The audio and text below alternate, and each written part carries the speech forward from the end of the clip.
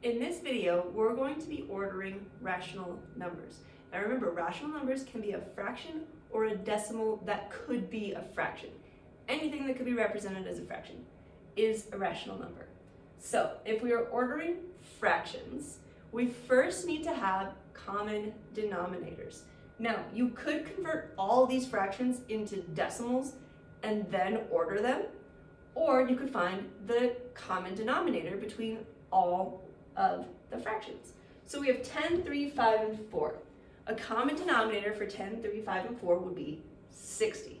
So if I were to turn 1/10 into 60, so that'd be times 6 times 6, so this would be 6 60ths. To turn 3 into 60ths, that'd be times 20. So then I have 20 60ths.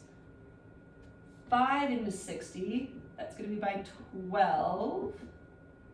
So 36 60ths. 4 into 60.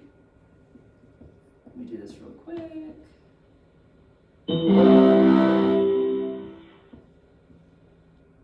Be 15. So we would have 45 60ths. Okay, so all common denominators. Now I can tell which one is the greatest to the least. So the largest appears to be 3/4. So 3/4 comes first. And then we have 3/5. And then 1/3. And finally 1/10. You're gonna wanna write out the original fraction that you started with for when you are ordering these fractions. Now let's take a look at how it would have been if we converted them all to decimals.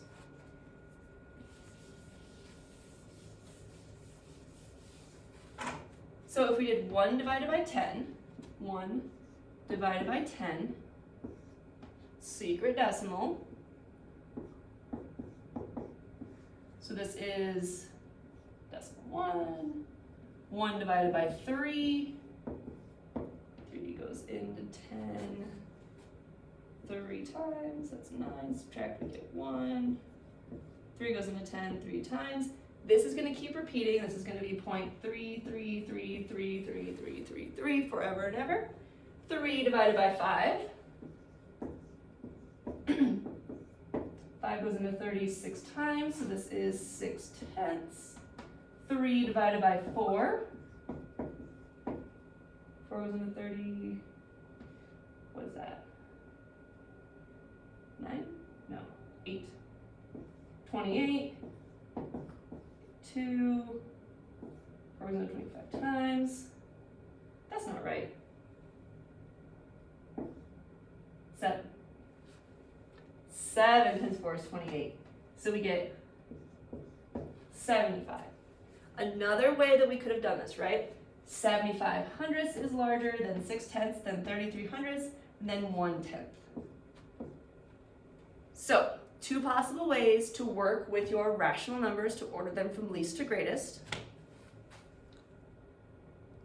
If you are presented with a mixture of fractions and decimals, you could convert them all either way. Right here, I just have one fraction and the rest are decimals, so it would make more sense for me to convert that one fraction to a decimal and then start comparing. So I have -8 2/4, which is the same as -8 5/10. Memorize your halves, right? 2/4 is a half. And then I have a +4, I have a 7/10, and I have a -9 3/10. Now that they're all in decimal form, I can start ordering from least to greatest. Pay attention to what it's asking you to do. So my smallest number is going to be -9 3/10. Then I have -8 1/2. And then I have 7/10 and a +4. So when you're ordering something like this with positives, decimals, fractions, you really have to slow down and think, where are things on my number line? Is everything in the same form? Do I have fractions and decimals happening? Convert them, okay? These can take a little bit of extra time because of the extra steps involved, but it's going to be strengthening your brain and helping you understand rational numbers even more.